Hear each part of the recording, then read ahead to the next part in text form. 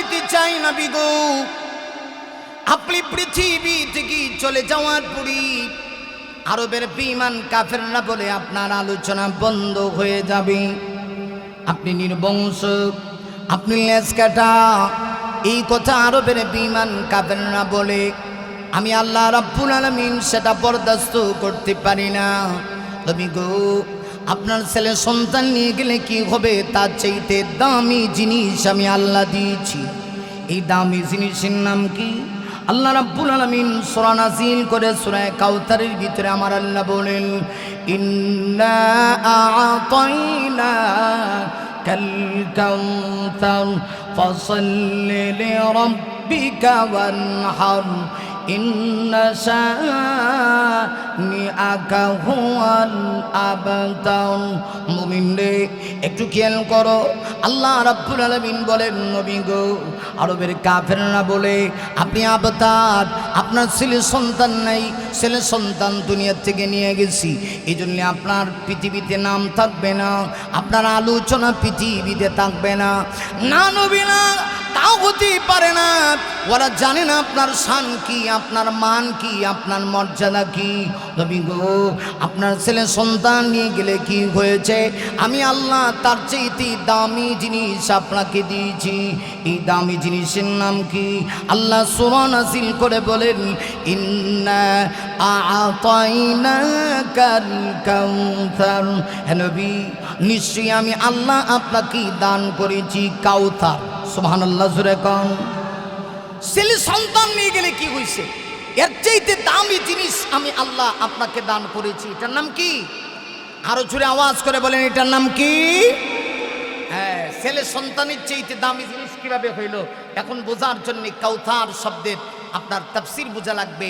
অনেকগুলি ব্যাখ্যা মুফাসসিরিন কেরামগণ তাফসীরের কিতাবে কাউসার শব্দের করেছেন। আল্লাহ রাব্বুল আলামিন বলেন, নবী গো, আরবের কাফেররা বলে আমি আল্লাহ নাকি আপনাকে আবতার বানিয়েছি, আপনার ছেলে সন্তান নেই, পৃথিবী থেকে চলে গেলে আপনার নাম নিশানা থাকবে না। কে বলেছে? ছেলে সন্তান নিয়ে গিয়েও আমি আল্লাহর চাইতে দামি দামি দামি জিনিস আমি আল্লাহ আপনাকে দিয়েছি, সেটার নাম হলো কাউসার। ইন্না আ'তাইনা কাল কাউসার। হে নবী, নিশ্চয়ই আমি আপনাকে কাউসার দিয়েছি। এখন কাউসারটা কি? যে কাউসার ছেলে সন্তানের চাইতেও আরো দামি। বোঝার জন্যে কাউসার শব্দের 40টার উপরে ব্যাখ্যা, সবগুলি বলা সম্ভব না, আমি দুই একটা বলি। প্রথম ব্যাখ্যা হচ্ছে, আল্লাহ বলে, নবী গো, ইন্না আ'তাইনা কাল কাউসার, এর অর্থ হলো, হে নবী, নিশ্চয়ই আমি কাউসার দিয়েছি। এর প্রথম ব্যাখ্যা হলো, আমি আল্লাহ আপনাকে 30 পারা কোরআন নামক নিয়ামত দান করেছি। আরো জোরে আওয়াজ করে বলি সুবহানাল্লাহ। আমি আল্লাহ আপনাকে 30 পারা কোরআন নামক নিয়ামত দান করেছি। ও নবী, এই 30 পারা কোরআন যতদিন এই জমিনে থাকবে ততদিন আপনার নাম থাকবে, আপনার আলোচনা থাকবে। আমি আপনাদের কাছে জানতে চাই, কোরআন কি কিয়ামত পর্যন্ত থাকবে নাকি কোনো সংশয় আছে, কোনো সন্দেহ আছে? কোনো সংশয় নাই, কোনো সন্দেহ নাই। আল্লাহর কোরআন যেভাবে ছিল, আজ থেকে প্রায় 1500 বছরের কাছাকাছি হয়ে গেল, কোরআন যেইভাবে নাজিল হয়েছে আজও ঠিক সেম সেইভাবে আছে, এখনো আছে, কিয়ামত পর্যন্ত থাকবে। আল্লাহ কয়, নবী গো, আপনি টেনশন করেন না। আরবের লোকেরা বলে আপনি দুনিয়ার থেকে চলে গেলে আপনার ছেলে সন্তান নেই, আপনার নাম পৃথিবীতে থাকবে না। একটা ছেলে সন্তান বেঁচে থাকলে বাবার নাম আর কতদিন স্মরণ করবে? আমি আল্লাহ আপনাকে কাউসার নামক নিয়ামত দিয়েছি। এর প্রথম ব্যাখ্যা হলো, আমি আল্লাহ আপনাকে কোরআন দিয়েছি। কোরআন থাকবে যতদিন পৃথিবীতে আপনার আলোচনা থাকবে ততদিন। সুবহানাল্লাহ।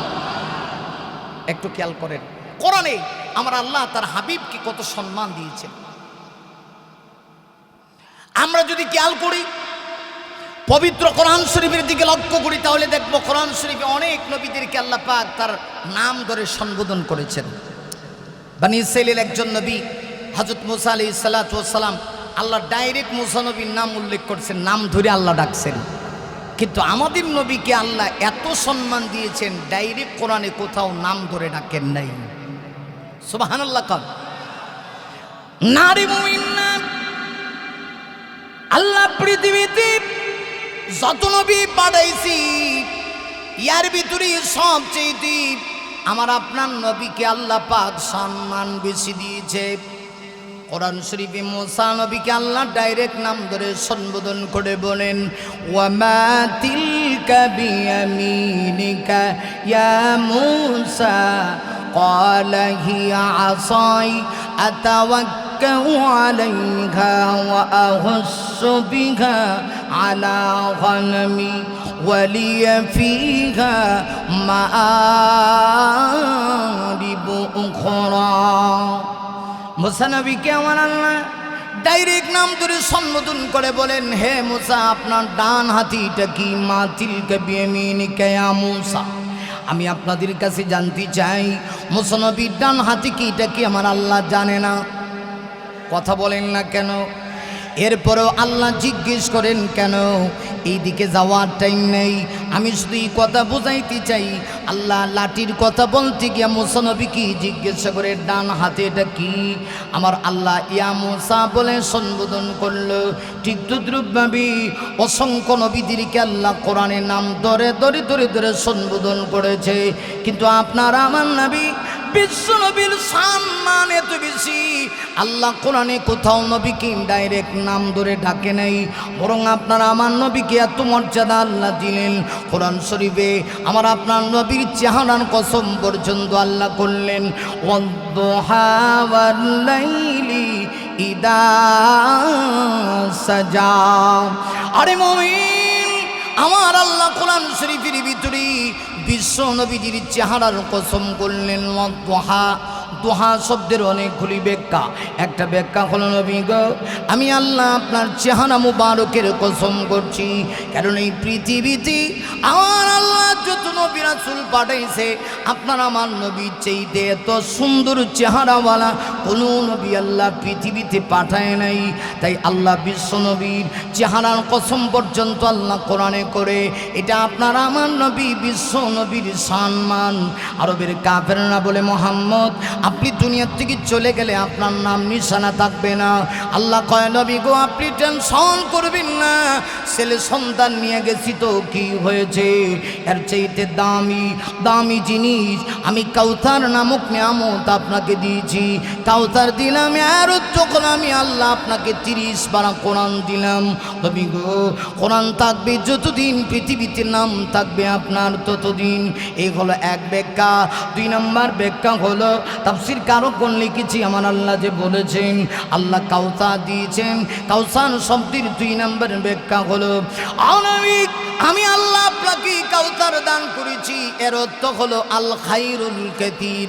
নবী গো দুনিয়াতে যত কল্যাণ, ইহকালীন কল্যাণ আর পরকালীন কল্যাণ যত আছে সব কিছু আমি আল্লাহ আপনাকে দিয়েছি। 3 নম্বর ব্যাখ্যা হলো নবী গো আল্লাহ জি বললেন নবী আমি আপনাকে কাউসার দিলাম, এর অর্থ হলো নবী গো আমি আল্লাহ আপনাকে কাউসার দিলাম, অধিক পরিমাণে উম্মত দিলাম। কাউসার শব্দটি কেতরুন শব্দ থেকে বের হয়ে এসেছে, এর অর্থ হলো নবী গো আমি আল্লাহ আপনাকে অধিক পরিমাণে উম্মত দিলাম। উম্মতের মাধ্যমে পৃথিবীতে আপনার নাম নিশানা থাকবে। উম্মত যতদিন পৃথিবীতে থাকবে ততদিন আপনার নাম নিশানা থাকবে। আমি আপনাদের কাছে জানতে চাই উম্মত হিসাবে নবীর পাওনা হলো নবীকে আমরা সবচেয়ে বেশি মহব্বত করব। এটা ইমানের অংশ।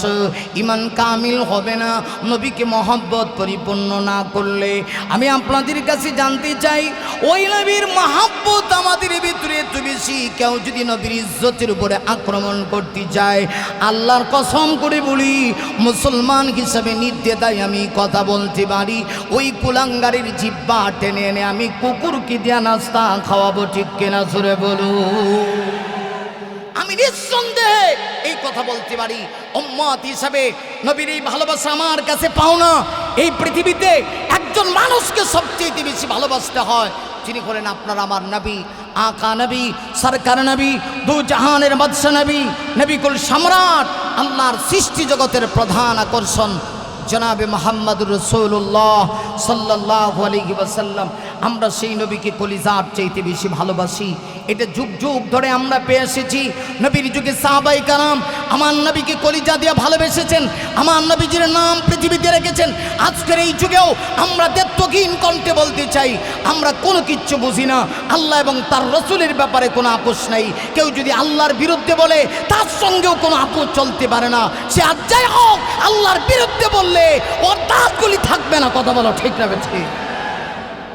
এই যে বাউল আবুল ফাউল সরকার, নাম শুনছেন? ঠিক গে বাড়িত কইন, আরেকটু জোরে আওয়াজ করে কোন ঠিক কিনা? এই কোলাঙ্গার আমার আল্লাহকে গালি দিছে, আল্লাহকে নিয়ে কটূক্তি করছে। সে মঞ্চে গিয়ে গান গায়, এটা তার একান্ত ব্যক্তিগত বিষয়, কিন্তু আল্লাহকে নিয়ে কথা বলার সাহস তাকে কে দিয়েছে? এত জঘন্য সে আল্লাহকে নিয়ে মিথ্যাচার করেছে, 4-4টা মিথ্যাচার করেছে, এবং করে শুধু ক্ষান্ত হয় নাই, শেষ পর্যন্ত সেই কথা বলে ফেলছে আল্লাহর মুখ না হোক আমি জানি না। আমরা এই দেশে শতকরা 95% মুসলমানের দেশে দ্ব্যর্থহীন কণ্ঠে আমরা এই কথা বলতে চাই, বাংলাদেশের মুসলমান সব কিছু বরদাস্ত করবে, কিন্তু আল্লাহর বিরুদ্ধে যদি কেউ কিচ্ছু বলে মুসলমান সেটা বরদাস্ত করবে না। এখনো কেন তাকে প্রকাশ্যে জনগণের সামনে ফাঁসি দেওয়া হলো না? বাংলাদেশের জনগণ জানতে চায়, ঠিক কিনা বলেন? আর জোরে বলুন। শুধুমাত্র আমার আল্লাহকে নিয়ে সে কটূক্তি করছে তা না, কোরআনের অপব্যাখ্যা করছে, করে নাই? কোরআন শরীফের সর্বশেষ সূরার নাম কি? সূরাতুন নাস। নাস মানে কি? নাসো, কথা বোঝেন আপনারা তো, যারা সাধারণ মানুষ আছেন এরাও বোঝেন, নাস মানে হলো মানুষ। নাস মানে কি? মানুষ। কিন্তু সে একটা মঞ্চে উঠে বলতেছে মোল্লা মৌলবীরা নাসের কথা বুঝি কোরআন শরীফে কোথাও পায় না, অথচ কোরআন শরীফের সর্বশেষ সূরায় আল্লাহ বারবার নাসার কথা কইছে, কুল আউযু বিরাব্বিন নাস, এর তো নাসো। এরপরে আবার কয় মালিকিন নাস, আল্লাহ আবার কইছে নাসো। ইলাহিন নাস, আল্লাহ আবার কইছে নাসো। মিন শাররিল ওয়াসওয়াসিল খান্নাস, আল্লাহ আবার কইছে নাসো। এরপরে যে আয়াত যেটা কইছে আমি মুখ দিয়ে কইতাম না, এ কয় আল্লাজি ইউসু বিসু, আল্লাজি ইউসু বিসু। চিন্তা করে দেখেন, পেটে ভাড়া দিলে কুল হু আল্লাহ সূরা 14 করে বের হয় না, সে কোরআনের অপব্যাখ্যা করে। এত বড় দুঃসাহস তাকে কে দিল? কথা বলেন ঠিক কিনা? তাহলে আল্লাহর বিরুদ্ধে, কোরআনের বিরুদ্ধে কেউ কিচ্ছু বললে আমি বরদাস্ত করতে পারবো না, কারণ এটা আমার ইমানের বিষয়। 2 নম্বর হলো আমার নবীর বিরুদ্ধে যদি কেউ কিচ্ছু বলে আমি সেটাও বরদাস্ত করতে পারবো না। কথা বলেন। নারী মুমিন না, সত্যিকার অর্থে মুমিনকে সূরা আল মুজাদালার 22 নম্বর আয়াতের ভিতরে আল্লাহ পাক বড় চমৎকার করে বলে দিয়েছেন, লা তাজিদু কওমান ইউমিনুনা বিল্লাহি ওয়াল ইয়াউমিল আখির ইউআদুনা মান হাদ্দাল্লাহ।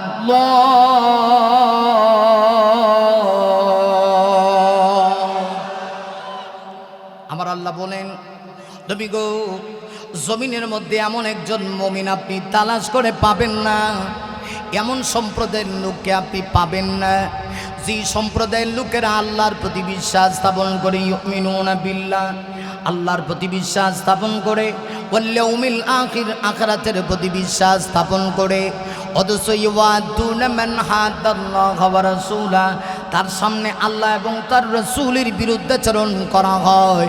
বিরুদ্ধাচরণকারী যদি, আল্লাহ বলেন ওয়ালাউ কানু আবাহুম, ওই সম্প্রদায়ের লোক যারা ঈমান এনেছে আল্লাহর প্রতি, পরকালের প্রতি, তার সম্প্রদায়ের লোকেরা যদি আল্লাহর বিরুদ্ধে বলে, এমনকি তার বাবাও যদি আল্লাহর বিরুদ্ধে বলে, ঈমানদার সম্প্রদায়ের লোকেরা তার বাবাকেও ছাড় দিবে না। কথা কোন ঠিক কিনা? বাবাকেও ছাড় দিবে না। এটাই তো ঈমানের বহিঃপ্রকাশ। আল্লাহ এবং তার রাসূলের বিরুদ্ধে যদি আমার বাবা বলে, আমি যদি মুমিন হই, তাকে ছাড় নাই। এজন্যই তো আমার ভাইরা, উহুদের যুদ্ধে এমন ছিল, বাবা আর সন্তান, একজন ছিলেন নবীর পক্ষে, আরেকজন ছিলেন নবীর বিপক্ষে। বাবা ছিল নবীর পক্ষে, সন্তান ছিল বাবা নবীর পক্ষে, বাবা ছিল নবীর বিপক্ষে, কিন্তু সন্তান তার বাবাকে পর্যন্ত ছাড় দেয় নাই। আপনারা জানেন উহুদের যুদ্ধ হয়েছিল বদরের যুদ্ধের ঠিক 1 বছর পরে। বদরের যুদ্ধে মার্কা মারা 70 জন বেঈমান কাফের জাহান্নামের টিকিট নিয়ে দুনিয়া থেকে বিদায় নিয়েছিল। একেবারে দুনিয়া থেকে জাহান্নামের টিকিট পেয়ে বিদায় নিয়েছে।